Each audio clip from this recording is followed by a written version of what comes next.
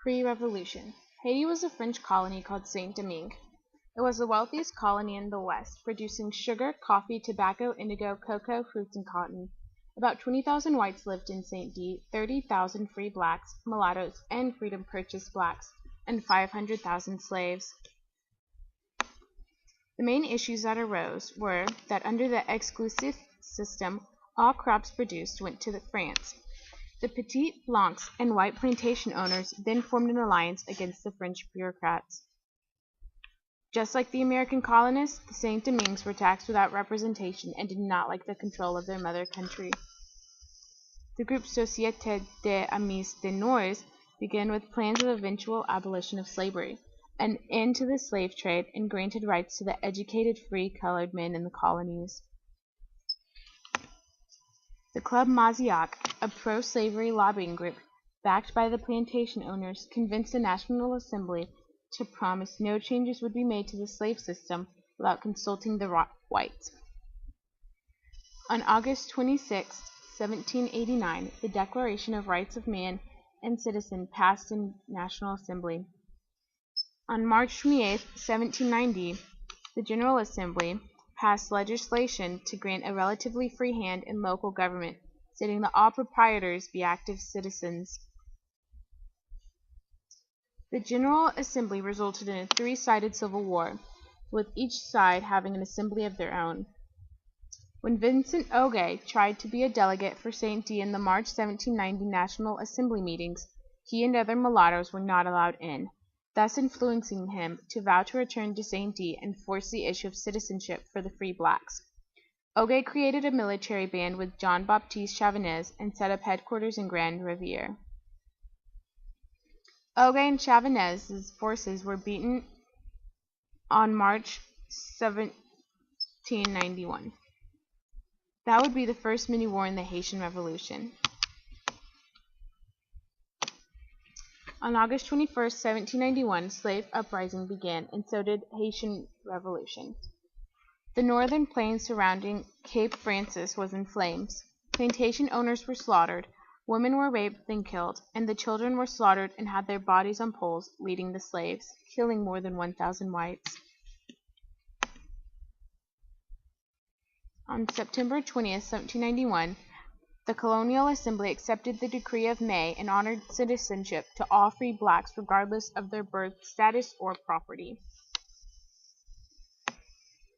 On September 23, 1791, the decree was revoked by French because it was seen as a danger to colonial status. 18,000 soldiers were then sent to Saint-D to restore order, French control, and slavery.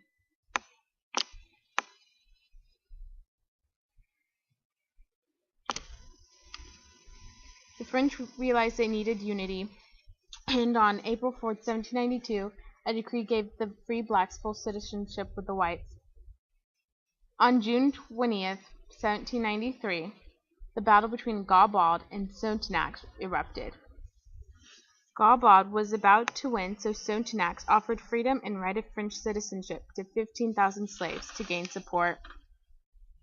Gaubald was defeated.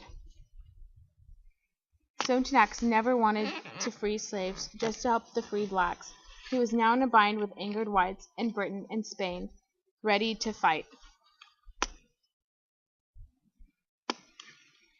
On August 29, 1793, Sonthonax decreed emancipation of slavery in all of Saint-D, still trying to win over support. On June 4, 1794, the British invaded and gained control of Port-au-Prince and most of the other port towns. All the while, Toussaint L'Ouverture was very involved. L'Ouverture was originally a slave, but he was freed before the Revolution and even owned a plantation with 15 slaves. He would soon come to have the best organized and most effective military unit. In May 1794, the war shifted to French favor. L'Ouverture's negotiations with lead to the British withdrawal in 1798. On July 26, 1801, Louverture published a new constitution for St. D.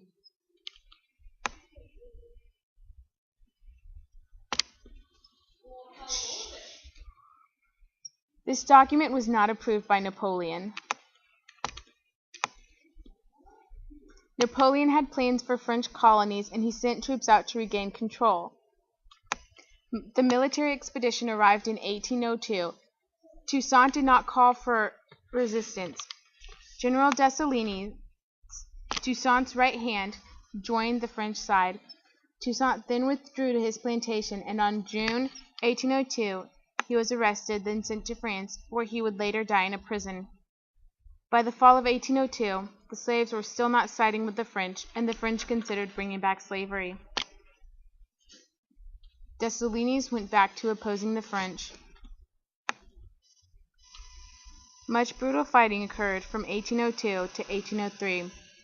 Many were killed. By December 1803, Dessalines proclaimed St. D its independence and named the island Haiti. Enlightenment. Enlightenment inspired the Revolution in many ways, one being through the work of English philosophers. Slaves were inspired by ideas of equality for all men through the Mise de Nour's pamphlets passed out in St. D, and from talk by their masters.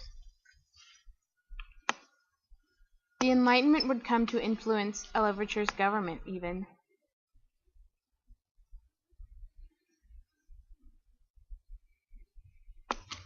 Important Enlightenment writers that influenced the Haitian Revolution include John Locke, who wrote about the education of men.